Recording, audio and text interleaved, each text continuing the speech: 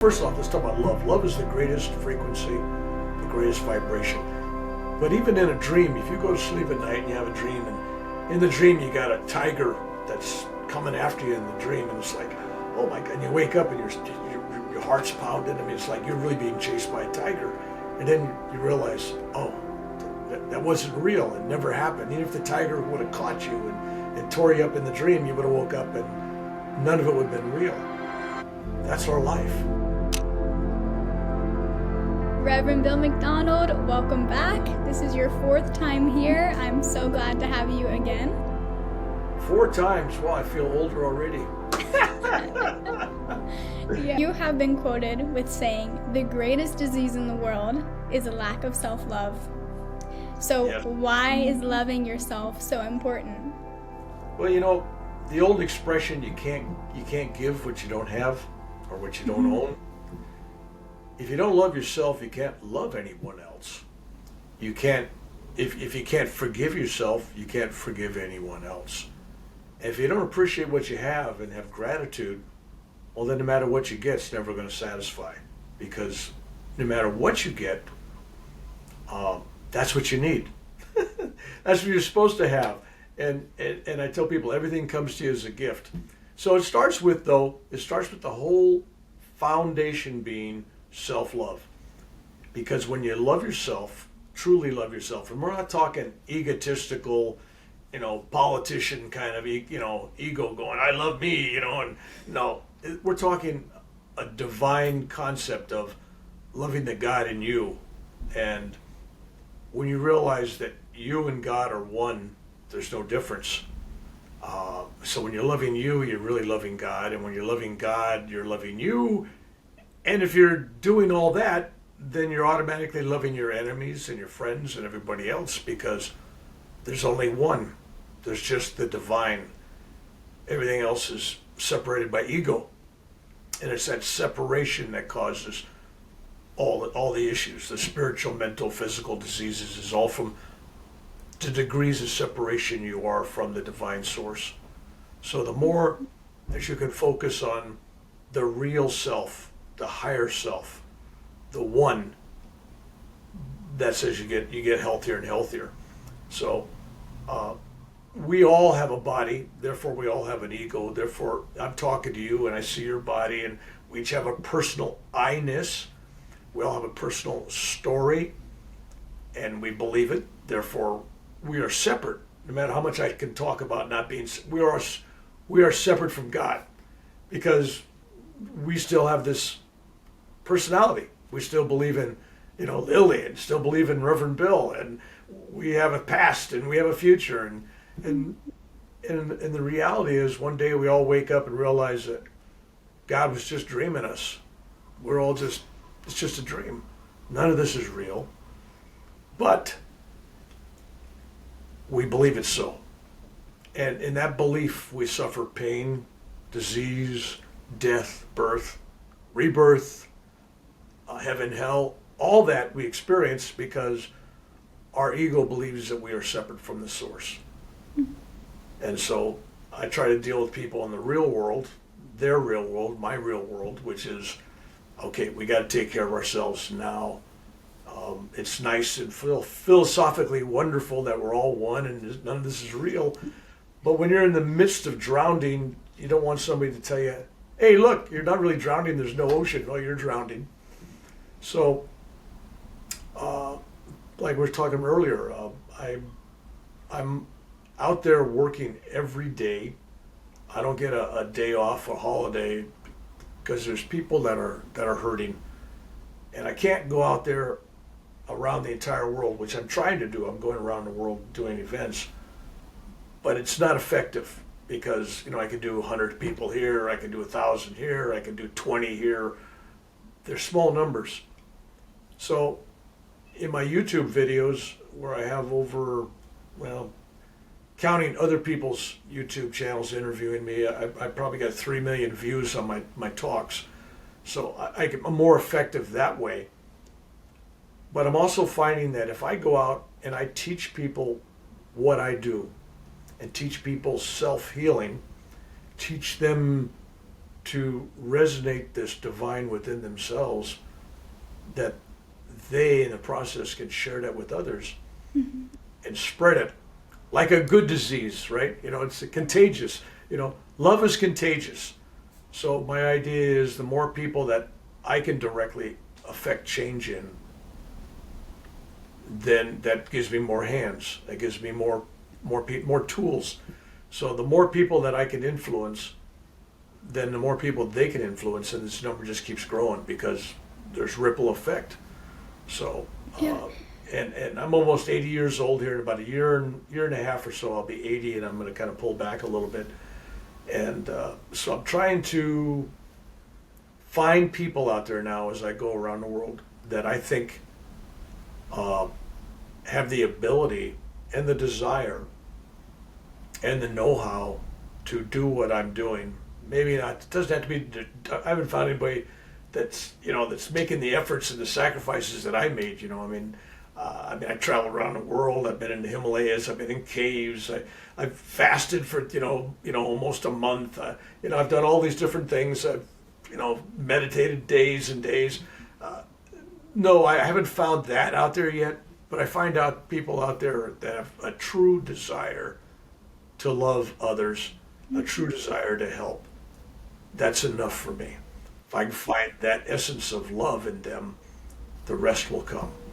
Because people are truly hungry for love. Because you asked me, why do I say that number one disease is teaching people how to self-love? There's another underlying factor under that. I found that, and I haven't found this is statistically, the United Nations World Health Organization, they put out a thing that looked almost like New Age. Their last thing they put out about 6 months ago was the number one cause of disease and problems in the world is loneliness. And everybody thought it was kind of New Age statement. Like, what do you mean loneliness?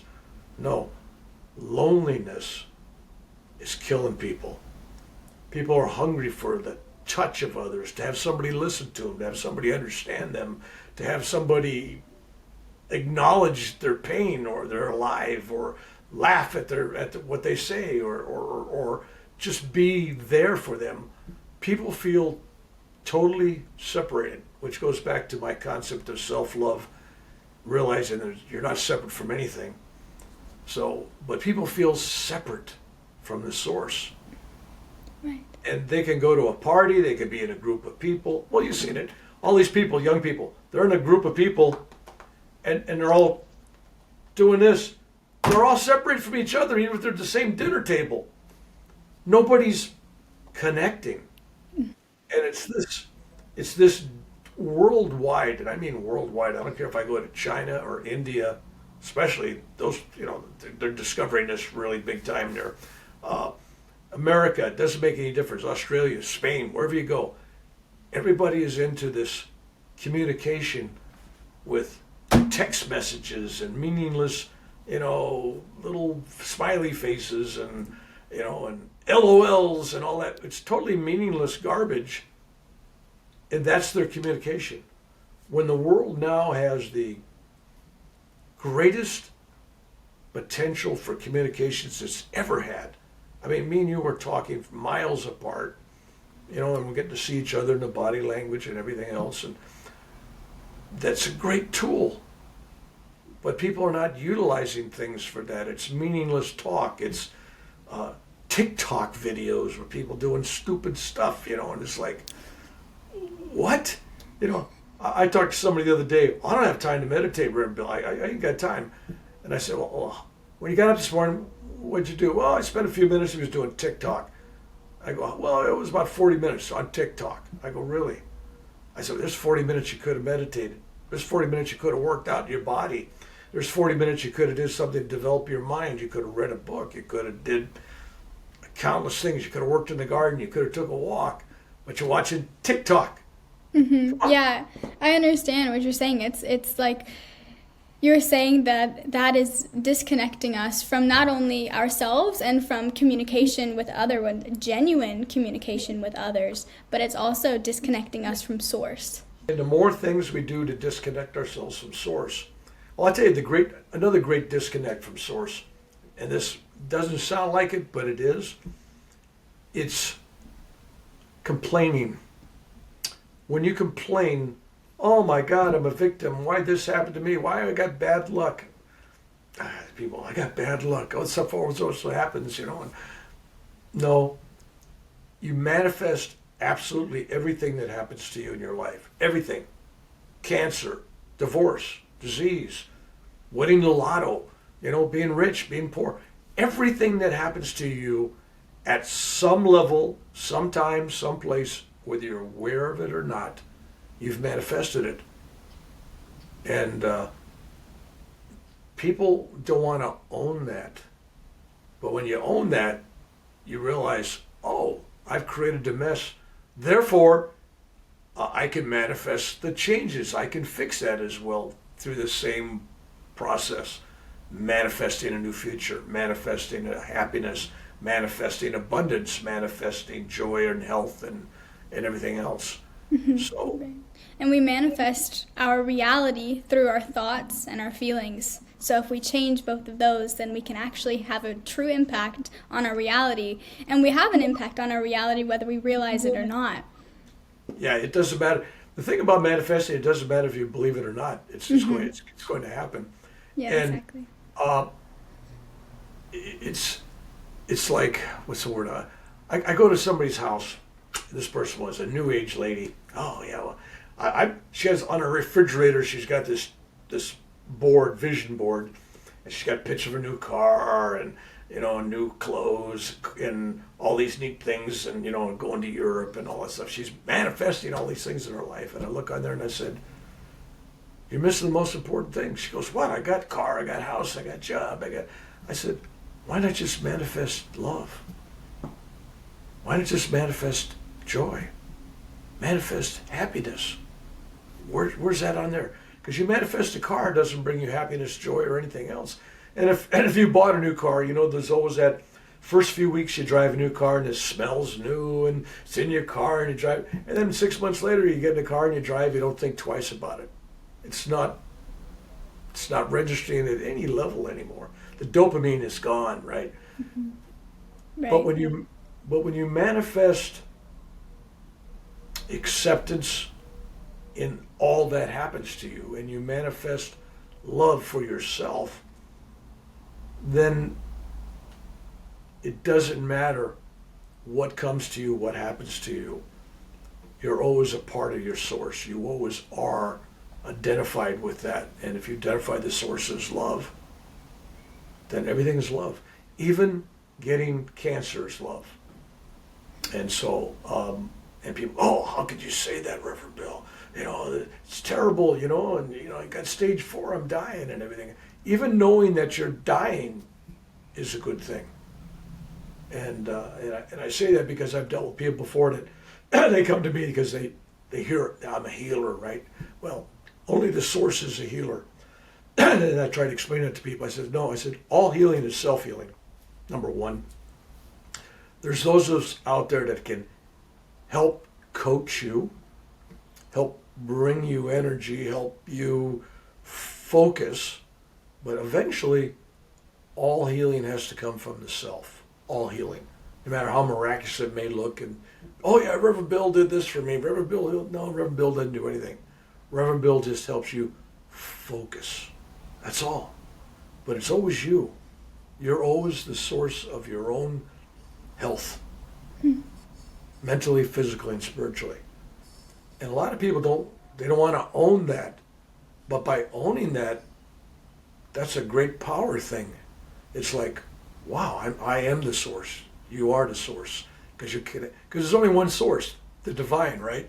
And when you realize that the divine and you are one, then there's nothing impossible.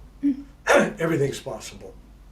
For some people hearing that we are all one, that could kind of sound a little bit dystopic. Because if we are all one and there is no separation between us, then what is the purpose of being here on earth? Well, that's another whole question. I don't think there's a person alive. There's a lot of philosophers out there that will give you reasons. I'll even give you reasons, but to know why God created this dream and gave us all the illusion that we all have free will and we're doing all these things and and we're separate, nobody knows. Maybe God was lonely. Maybe God's just expressing himself through himself or herself or whatself, or love is love.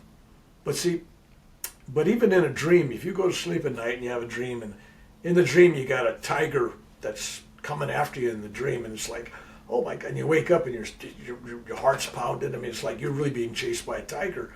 And then you realize, oh, that wasn't real. It never happened. Even if the tiger would have caught you and tore you up in the dream, you would have woke up and none of it would have been real. That's our life. We're in this dream. We believe with all that goes with belief. Pain, sorrow, joy, happiness. It's all part of this belief system. And so we accept this as a reality. And therefore, we feel pain. And we feel death coming. And we have to go through the whole birthing process. So, to answer your question, why we're here, I don't have an answer. Philosophically, I tell myself, we're only here to love. And we learn to truly express love and recognize your oneness with all. Then you wake up. It's over. It never was. There's only now. You never were suffering through those thousands of lifetimes. It doesn't make any difference. None of that was ever real. You're in combat. You're in wars. Nobody got killed. Nobody got wounded. Nobody fought. Nobody hated. Nobody was there but God, always. And they said, well, God defended, the devil, evil, darkness, all these terrible things, prisoner of war camps, war, hate. If God is everything, then God is that too. And I'm going, yeah, in a dream, everything in a dream you create.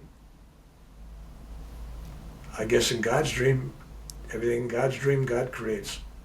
But everything that happens to you, everything that happens to you is not a punishment. It's not even a lesson. It's a gift. Everything is there to bring you to a fuller realization of who you are. It's bringing you to a point where it's helping you to spiritually evolve to the next level.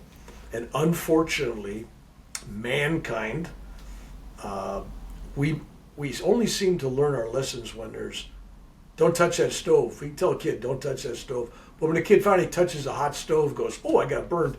Now the lesson's there. The kid knows, if I touch that stove, it's hot, right? So we in our lives, it's like when we go through pain and suffering, it seems to be the catalyst for change for us. We don't want to suffer anymore. We don't want to go through that. And as you get wiser and you get older, and that older soul, many more lives, it doesn't have to happen to you to learn.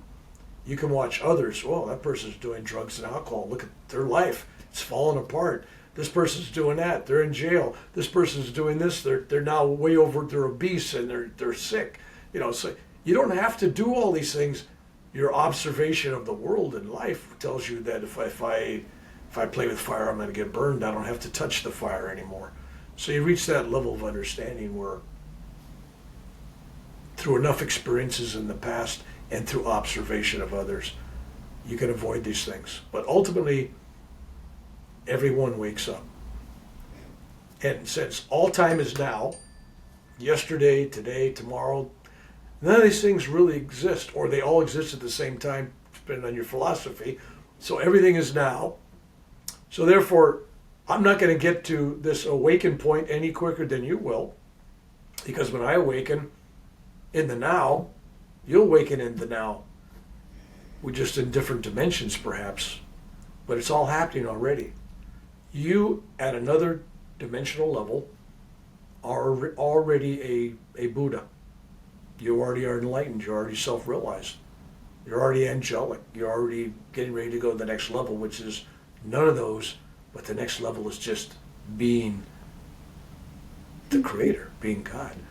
So even the Buddha was still separated, because the Buddha still had a degree of self-identity, right? The Buddha, it's so, but we're all destined to inherit our self-identity as the divine. Fact, no one's going to hell. No one's getting there before you. No one's being left behind. It's all a dream.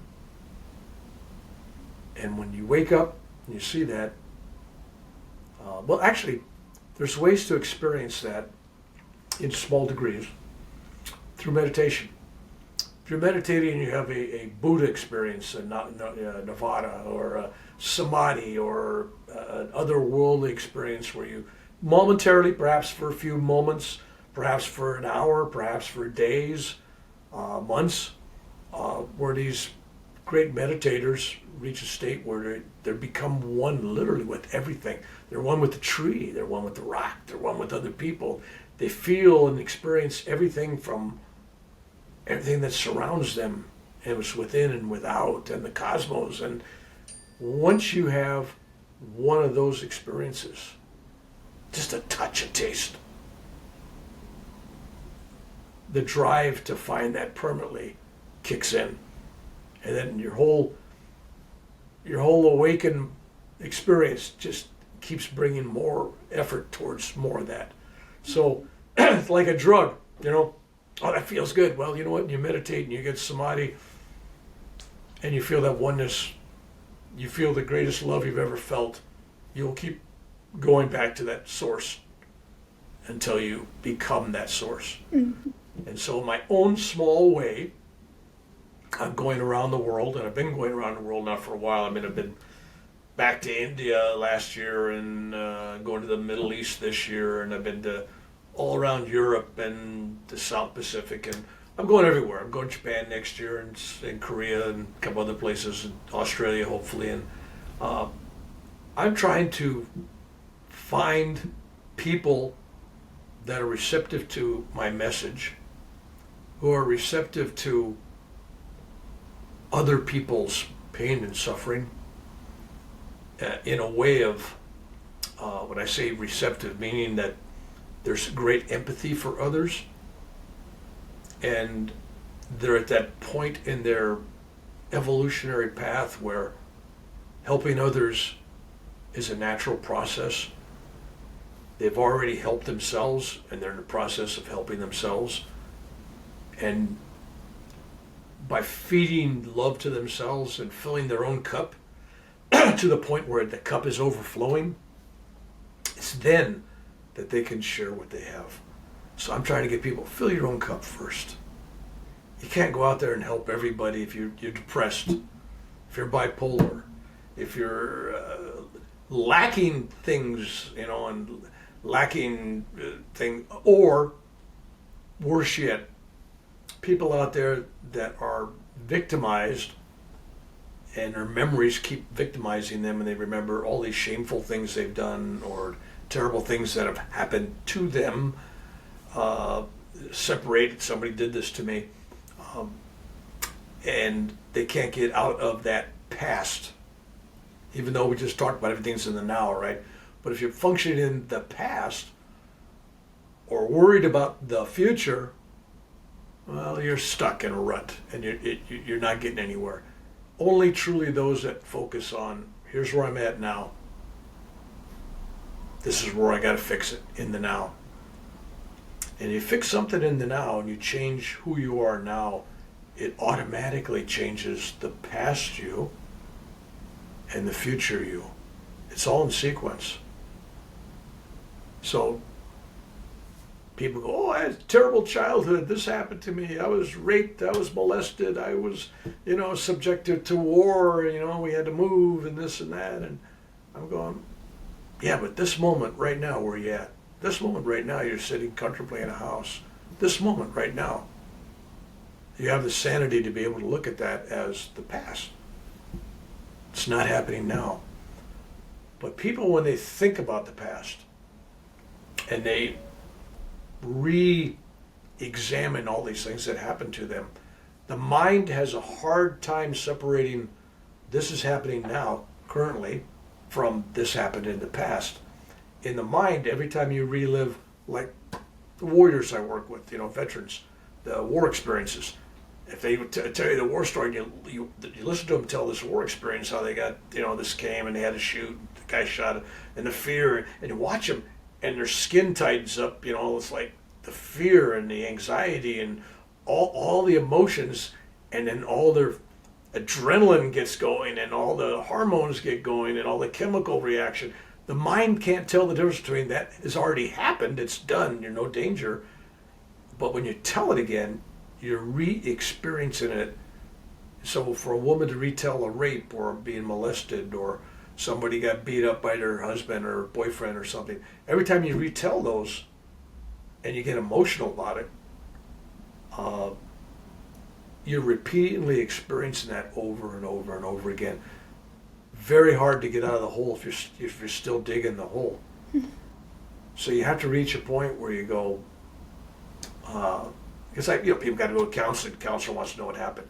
Tell your story to a counselor. Great. Once you told it, bury it. Somebody's heard it. They understand. Move on.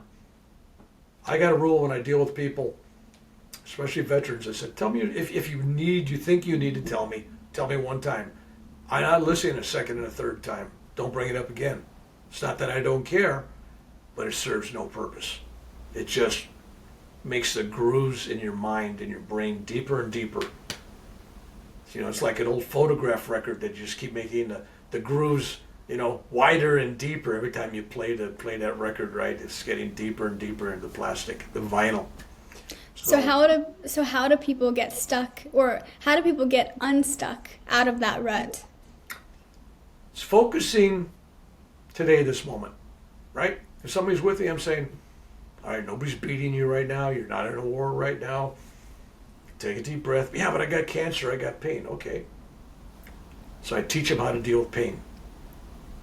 That's a whole different issue. But almost everything, if you look at it esoterically, everything is pain. Those memories are pain. On that level, memory. The physical, that's pain, of course. Spiritual, when you feel shame and guilt and all these other emotions, that's painful. And you destroy the relationship and you end up getting divorced or something. It's painful. You have to deal with pain. And so when I go out and I do these self-healing workshops around the world, by the way, I go out, I fly, whether it's India or Europe or wherever I'm going, I pay my own way. I rent venues, a church building, a meeting hall, whatever. I could be thousands of dollars on a journey into, before I even leave, I'm thousands of dollars in the hole.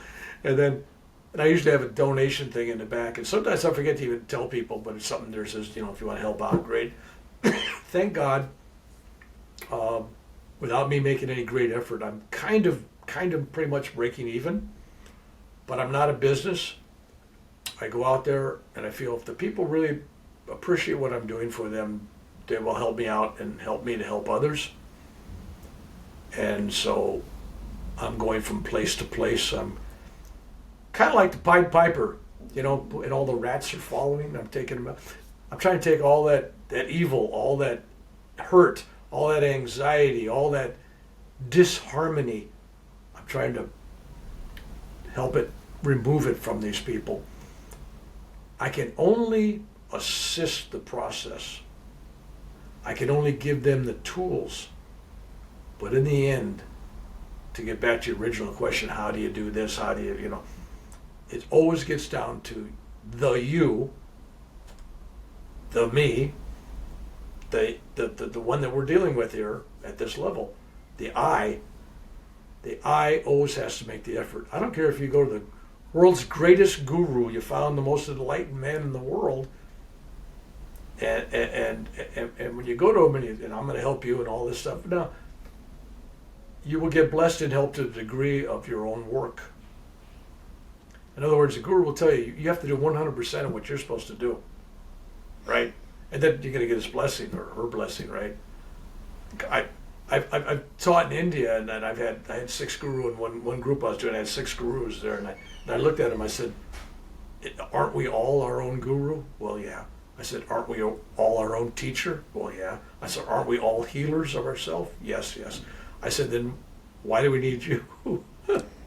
And I said, "Isn't it true if they come to you that you expect them to do 100% of all they got to meditate, they got to do this, they got to do that. They have to do all these things, and then they get your blessing. Well, yeah, that's true. Well, the one thing, though, that the guru or the teacher will bring you that most people cannot get for themselves is a clear mirror. In other words, most people don't see themselves as they really are. And they're not even who they think other people think they are. You know, it's that old psychological thing. I think they call it the Johara window or something, the psychological thing where you see yourself as one way. I'm this kind of person, I'm this, whatever it is. You think other people see you, and there's their concept, how you think they see you. And then there's how people actually see you. That's only 3 windows on this 4-window plane. The other window plane is the real you, and nobody sees that. The real you is none of the above. It's not how you see yourself, not how others see you, not how you think they see you. The real you is something totally different. So a real guru, a real teacher, because I tell people you don't need them, you are your own, but in truth, most people, they're hearing voices, but not good voices. They're not being honest with themselves. So I've kind of had to go back and say, well, when I say you don't need a guru, I mean at the highest level, you eventually reach that point. But as you're going up the stairway to heaven or wherever, enlightenment, yes, you need people along the way that are more evolved than you are at some level. And therefore, you may have to keep changing because you need somebody that's higher than you. But others have to see your faults and help you see them. And if you can do it yourself, then you don't need a guru. Trouble is, there's no honesty of the heart and soul. We like to see ourselves in the best light. Oh, I'm this. Or, worse yet, we see ourselves as these lonely, worthless things. And that's actually, I'm finding that to be the bigger problem. People don't want to believe they can heal themselves. They don't want to believe that they're, that they deserve everything, that they deserve to be loved. I found that hard. I find a lot of women, especially when married to abusers, like, you deserve to be loved and treated well. Well, and they put up with somebody that's like, oh my God, yes, they put up with it because they don't truly love and respect who they are. They feel that's all they deserve. And that's curable. The good news is that's curable, that's fixable. But until you fix it, you get rid of one alcoholic spouse, abuser, and then 6 months later you found another one, you get rid of that one, you keep finding the same kind of people over and over again, because that's what you're attracting. That's who you're bringing into your life, because they're vibrating at the level where you're at. Mm-hmm. And they're giving what you think you need. Right? You don't love you, this person doesn't love you, treats you with no respect. That's where you're at, because you don't feel you deserve it. So when I say that's the greatest illness out there is self-love, or a lack of it, that's what I'm talking about, because even doing drugs and alcohol is a total lack of self-love. Because if you saw what the alcohol and the drugs do for you, and it's destroying you at all these different levels, physically, mentally, and spiritually, you wouldn't do it. So the lack of love for yourself allows you to do these things, allows you to eat wrong, think wrong, talk wrong, treat people wrong, be disrespectful to your own self, to your own welfare. So, yeah. So that's what I'm doing. And hopefully I'll be in your neighborhood someday. Yeah, that would be amazing. So, loving yourself is something that you have been doing and practicing for a long time, and you've even found the healing aspect of love. You've healed yourself, you've healed your dog, you've healed your daughter, and countless others. So how do you, in a day-to-day, could you give examples of how you show love to yourself? Well, in my workshops, I finally changed them because I was kind of talking to people and I was doing stuff, and then I finally realized the last few workshops I've done that people actually need to, before they leave there, I want them to actually sit down and practice what I'm teaching right there with me to guide them, right? Like a guided tour. Because people, they'll tell me, it's like, at first I thought, what's a dumb question? And then this lady goes, no, we really don't know how to love ourselves. What do you mean love ourselves? What do you mean? And so I had to really get down to the basics. I'm going, she was serious. It's like, how do you really love yourself? Because people have, especially in Western cultures, like, you can't love yourself. That's the ego. You're egotistical. You're arrogant. You know. So I tell people, can you love a puppy? Can you love a child? Can you love God? That's the kind of love I'm talking about. Put yourself in that same sanctuary of space. Put yourself in that sacred ground with them. If you can love them, you can love you. You're not loving you, the ego. You're loving the divine that dwells in you.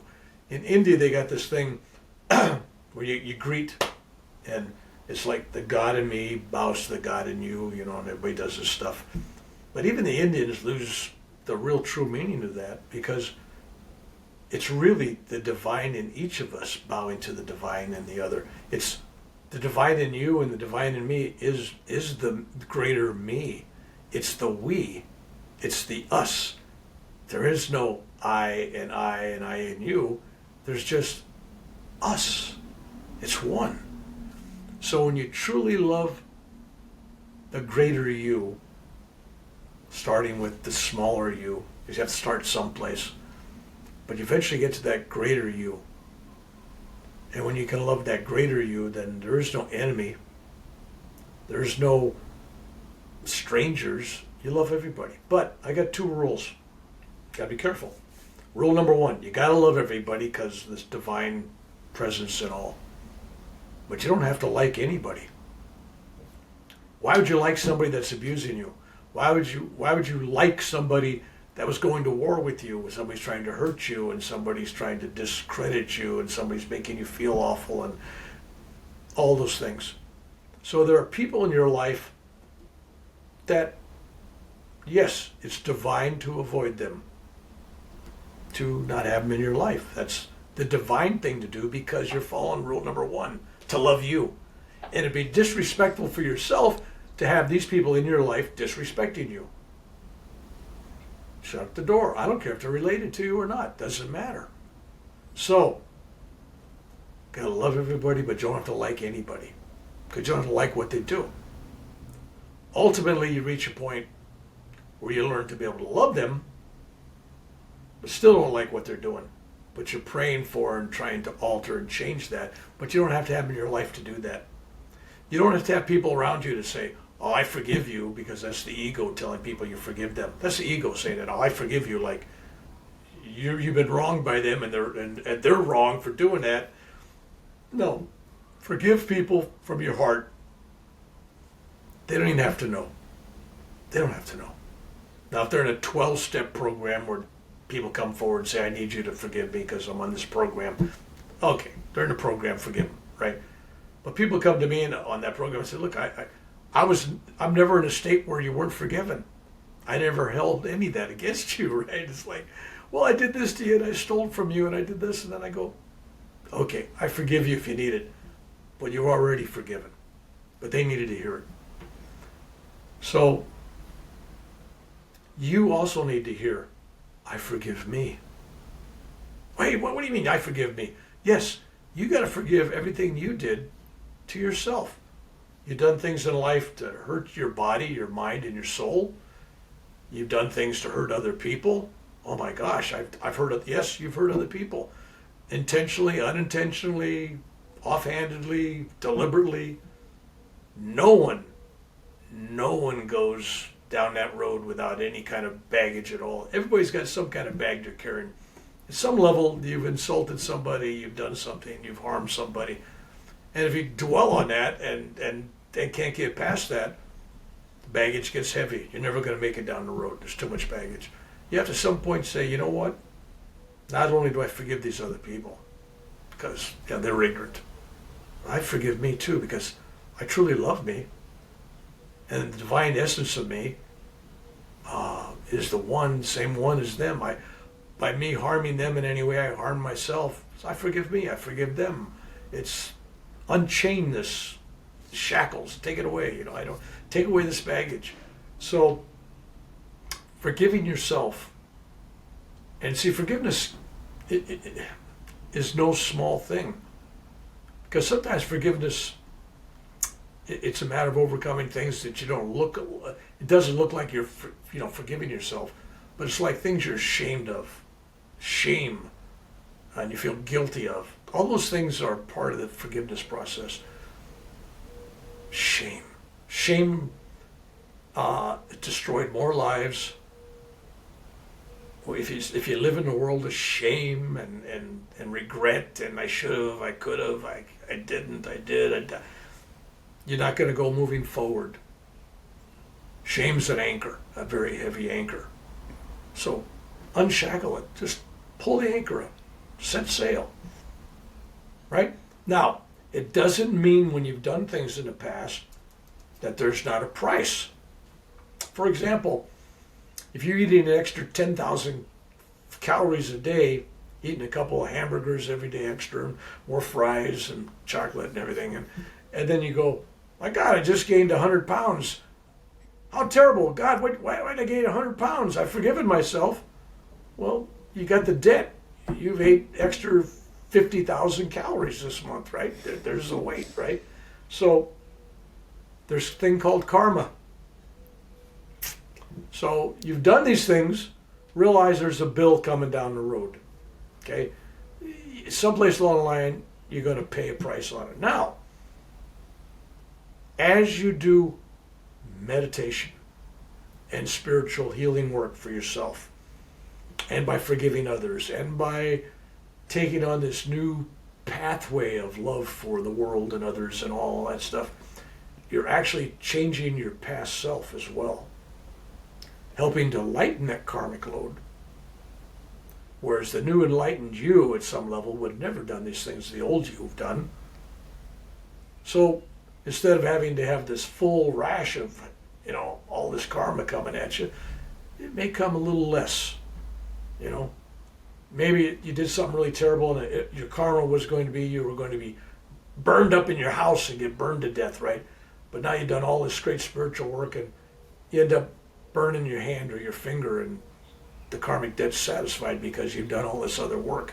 You've rebuilt your spiritual body through higher forms of meditation.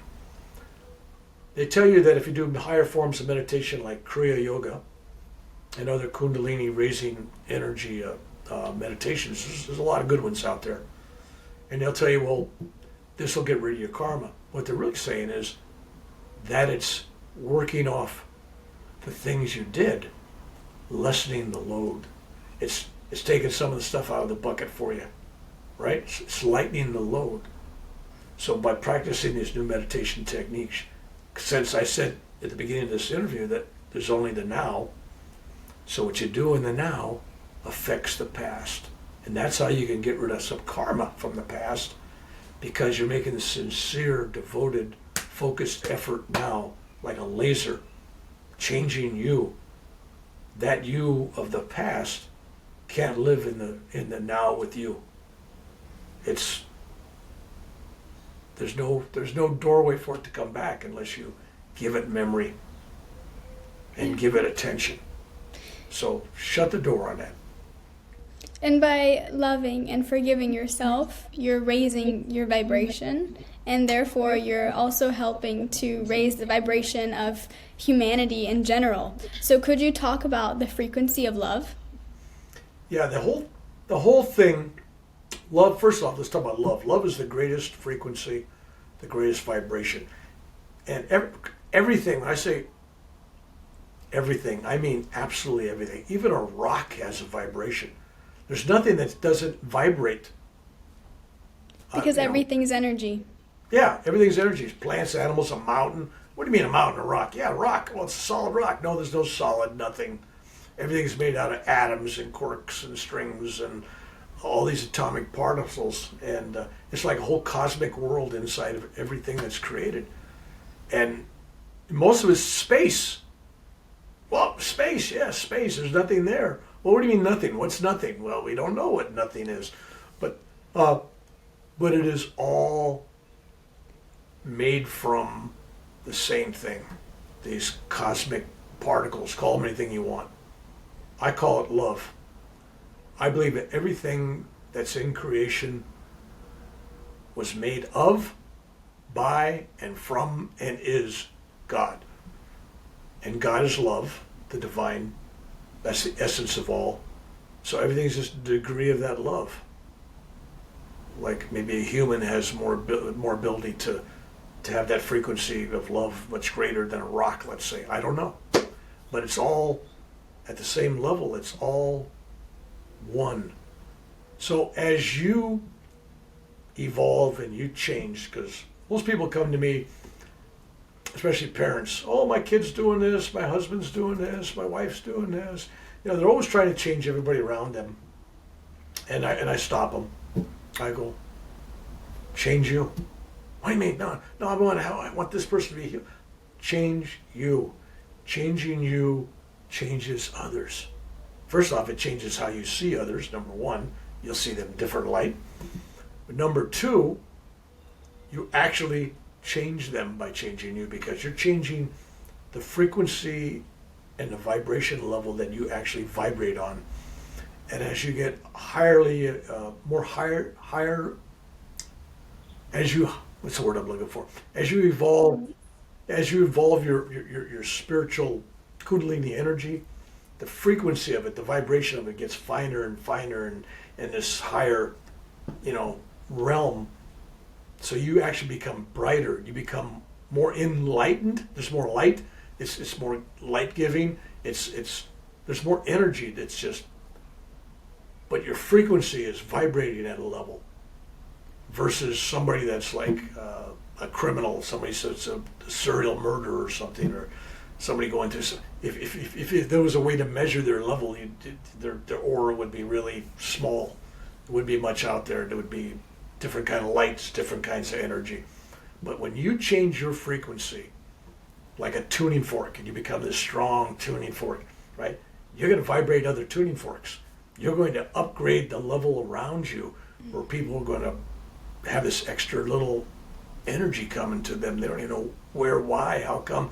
But you've been around people that raise your energy. You're around them and they're just uplifting to be around. Not necessarily what they say, or just being around them. They're uplifting. And then you're around people 10 minutes, man, they just drains you. You want to get away from them. Even if you don't know them or nothing about them, but it's just like, wow. In the 70s and the 60s, when I was a young man, it was, I don't like your vibe, man. Or he's got a good vibe. Or, those were the Beach Boys with higher vibrations. Gotta have these vibrations. What were they talking about? They were talking about the frequency, the vibrations of your heart, your soul. And the heart does vibrate. The heart chakra vibrates more so than people really realize. And so when you change and I change, it looks like it's small little things in this huge world of 7-8 billion people, whatever they got now.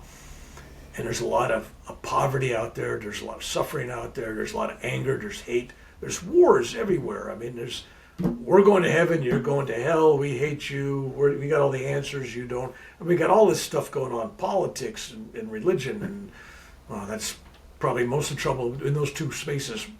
War and politics and religion, there's the three things, right? So, in truth, you could have 1 billion people at this lower level of vibration. But if you got a few hundred vibrating at this great frequency, say a frequency of a Buddha, how many billions of people could a Buddha or a Jesus' vibration influence and change? And not just for this now that we're in, but for future nows. It's like when people, Jesus, saved me. Okay, great. Jesus is still giving out a vibration. And your belief and love for Jesus still brings out this vibration, right? So it doesn't matter.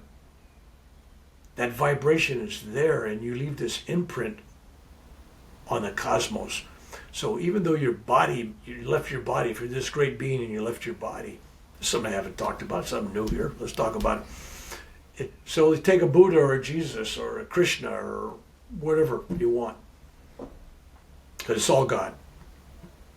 But when that great spirit, that great soul leaves, they've left a part of their energy still here. And for the people that believed in them or still believe in them and inspired by them, they connect with that energy. So you wonder why we worship Jesus? Why we worship Buddha? Well, you're not. But you're focused on that energy, that energy focus that was divine for them. And it works. It inspires you, it hooks you up, it changes your frequency. So whatever efforts somebody does before they leave this world, those people that are true lovers of God, true lovers of themselves and mankind and animal kind and life and all that, those people leave an imprint behind. They've impacted the world. They made it a little bit better. In the same way that great evil people can leave a negative imprint and negative energy. And so for people to worship Adolf Hitler, let's say, and follow, the Nazis were right, and and it sounds stupid till you realize there's people out there that are still think Hitler was right, and they're still following the path, right? It's like, what? They're invoking that negative energy. But the positive energy of light and love is such a greater force. Good always wins over evil. The darkest room you could have, darkest room, on power of darkness, right? Evil, dark, no light. You bring a birthday candle in. No matter how little that birthday candle is, you can see the light. A birthday candle breaks a whole room of darkness, right? Imagine what great light does. So light overcomes darkness, always. Always. If you're a poker player, it beats a royal flush, right? No, I got light, that beats a royal flush. It doesn't matter, right? It's a winning hand. So the term enlightened really is all about the source of the light. Okay? So as you evolve, you become brighter. It's like if you're a light bulb. A lot of people walking around, when you open up your refrigerator, there's a little light in there, about 15-watt light. There's a little light in there. And then you close it, it goes dark, right? But when you open it, the little light's in there. And then you've got light bulbs out there like searchlights, and they're up in the sky, this big searchlight, right? Huge lights, right? Well, you know what? If you tried to give that same energy to that little bulb in the refrigerator, it would blow it up. You couldn't give all that voltage and wattage to a light bulb in a refrigerator, blow up. So when you evolve your spiritual energy and you start evolving, you're creating a greater capacity. I'm going someplace with this. You're given a greater capacity to fill that with light. You go from this little refrigerator light bulb to this searchlight, looking for and seeking the divine, right? And that searchlight can be shared with others. And it gives a pathway. It gives a path. And so others can follow the light. So a lot of people are happy being in a little refrigerator box. And when it opens up, they're a little tiny light, and people can see them. Then when they close it, they're dark again, right? Be the searchlight. Well, it makes sense that as our vibration grows, as we have a stronger frequency, that we have more light, because the more light, the more frequency equals the more energy, and energy is light. So it makes sense that as we raise our vibration, we also get brighter. Well, I got some friends that I don't think are too bright, but anyway, little joke there. But also, there's other ways to increase your frequency. Let's talk about frequencies, because I talk about meditation. That's obvious. If you meditate, And there's a lot of, without endorsing anyone in particular, there's lots of meditation techniques out there. And it gets down to like the old story about this beautiful house somebody built, and the guy goes, well, this guy must have had the carpenter must have had great tools. It's never the tools. It's not the meditation technique. It's not the carpenter tools. It's the carpenter. It's the meditator. It's the effort that's put in. It's the skill of the meditator. It's the skill of the carpenter that builds a house or builds a spirit. All right? So whatever tool you pick up in meditation, even the basic ones, if it's sincerely done and focused, you'll have results. Now, there's some techniques that are just phenomenally strong, but even the basic techniques, if you're truly in love with the divine and you're sincere, God hears you. God feels you, God becomes you, God wakens you. It doesn't matter. But as you start to evolve, you'll be gifted the higher techniques. They'll come to you anyway. Right. They'll just come as you grow yourself, as you know yourself more. But my last question for you today, Reverend Bill, is what do you think your soul mission is here in this incarnation? Well, it's interesting because I kind of felt I knew what it was all my life as a child. And it hasn't been until the last few years where I'm retired. I'm at that level now where it's now or never. It's if I'm not doing what I want to do now, when am I going to do that? So I am now doing what I was here to do, my purpose. And my purpose is just to teach people to love themselves. And as silly and as stupid and as simple as that sound, it's a greater challenge than I've ever realized. But it's one that I've accepted. I'm on the road all the time. This year I was in the Hawaiian Islands. I was all over California and New Mexico and on the East Coast of the United States, all over Europe and everywhere. And I'm rarely home. But I'm looking for those people out there that I can take what I've learned and gift it to someone to take it farther. So I'm looking for younger people. I'm not necessarily looking for people my age. I mean, they come and make themselves happy, great. But if I'm going to train somebody and give somebody a gift, I want to get the most mileage out of it. Why put used tires on a new vehicle, right? They ain't going to go too far. So I'm looking for youthful people in their 40s, 50s, early 60s, but 50s, 40s. They have to have some life experience. Some in their 20s, teens, it's great, it's good to know, but I'm looking for them to become helpers, teachers. Even though I say there's no teachers, I want them to be able to share love and help others. So what my purpose basically is to love and serve. And that basically gets down to is teaching people to love themselves, teaching people to forgive themselves, teaching people that everything that happens to them is a gift. Not a lesson, it's not a punishment, it's not karma, it's not this, it's a gift. Because everything's there to help evolve you. And when you have that point of view and that focus, and you're grateful for all that happens to you, your life will change. It'll change for the better. So I look at everybody out there and I'm saying, I see God within you. Look in the mirror. See God within yourself. Well, that's a beautiful way to close it off today. I thank you so much for being on a fourth time. It has been a pleasure to have you and a gift as well. So thank you for living out your soul purpose. Thank you.